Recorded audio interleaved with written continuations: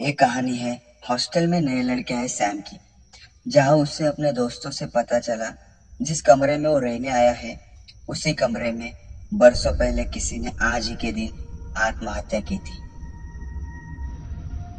क्या वाकई उस हॉस्टल के कमरे में किसी रूह की मौजूदगी थी या फिर हॉस्टल में रहने वाले लड़कों का सैम के साथ किया जा रहा एक घिनौना मजाक। सुनते हैं। अरे सुनना यार सैम, तुझे पता है अपने हॉस्टल के पीछे एक कब्रिस्तान है। अगर तू वहां जाकर एक पत्थर भी उठा लाया ना तो मैं तुझे 500 रुपए दूंगा। अरे यार विजय, इतना सिंपल काम? मैं जाता हूँ, मुझे कमा लेते 500 रुपए। अरे यही तक तो जाना है यार। अरे नहीं यार, पता है बहुत आसान सा काम है, पर सैम अपना नया फ्रेंड है ना, इसलिए ये ऑफर सिर्फ सैम के लिए। अरे सोच मत यार, फट्टू है क्या? जा, चला जा और कमा ले 500 रुपए। नहीं तो मेरी लाइन तो क्लियर कर दे भाई। ठीक है, मैं कब्रिस्तान जाऊंगा, पर पहले तुम में से किसी एक को वहां जाना होगा, और इसलिए मैं 500 नहीं पूरे 1000 रुपए दूंगा।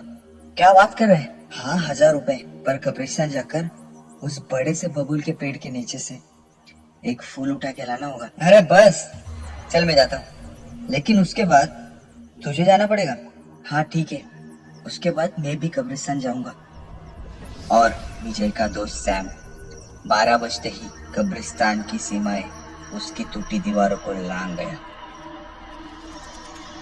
चारों तरफ अंधेरा फैला हुआ था। जानवरों की अजीब सी आवाजें से सन्नाटों की पहरेदारी कर रही थी। विजय एक पल को ठिठक गया। तभी पीछे से अजीब सी आवाज आई। अब विजय ने अपने कदम तेजी से आगे बढ़ाए। कुछ देर चलकर उसे अंधेरा ओढ़े बबुल का एक पेड़ दिखाई दिया। वो थोड़ा और आगे बढ़ा और उस पेड़ के नीचे पहुंच गया। वहां पहुंच से टूटकर गिरे हुए फूल पड़े थे, पर बबुल का पेड़ तो पूरी तरह से जला हुआ था। उस पर फूल तो दूर, एक पत्ता तक नहीं था। फिर ये बबुल के फूल पेड़ के नीचे कैसे आए? विजय को डर जैसे छूकर गुजर गया। उसने शर्त के मुताबिक जल्दी से फूल उठाकर वहां से भागना चाहा। वो जैसे ही फूल उठाने झुका, उसकी नजर एक कब्र पर पड़ी। वो कांटों से बिछाई हुई सैम की कब्र थी, और सैम कब्र के ठीक पीछे खड़ा था। अचानक सैम ने हंसना शुरू कर दिया। उसके हंसी के वजह से कब्रिस्तान जैसे रो पड़ा था। विजय चीखा, चिल्लाया, पर उसकी आवाज डर के हदों से बाहर नहीं जा पाई। सैम ने उसे घूर कर देखा, और बबुल से लटकी हुई कुछ रस्सियों ने विजय की गर्दन को जकड़ लिया। धीरे धीरे विजय के पैर हवा में और आंखें बाहर आने लगी। अचानक एक झटके में विजय को जमीन से 4 फीट ऊपर उठा लिया।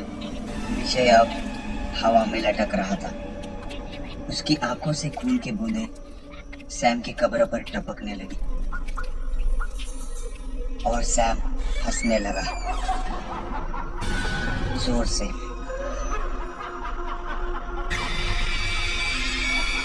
अगले दिन न सैम हॉस्टल में पहुंचा न विजय। कहा जाता है कि सैम की शक्ल और हुलिया उस लड़के से हूबहू मिलता था जिसने 7 साल पहले उसी हॉस्टल के उसी कमरे में खुद को पंखे से लटका लिया था।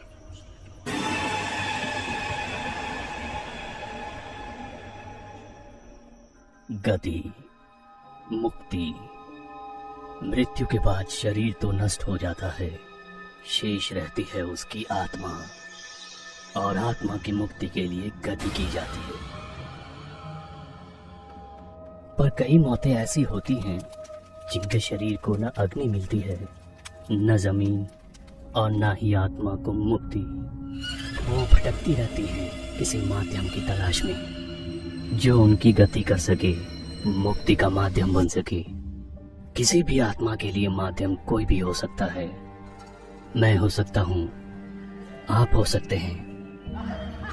मुंबई अहमदाबाद हाईवे, एक हाईवे जिसने कई दिल दहला देने वाले हादसों को झेला है, जिसके बारे में कहा जाता है कि वहाँ अक्सर कई लोग हाथ दिखाकर गाड़ियों को रोकते हैं और जैसे ही गाड़ियाँ रुकती हैं वहाँ कोई नहीं होता। पिछले साल नवंबर की ठंडी रातों में एक गाड़ी इसी रास्ते से गुजर रही थी।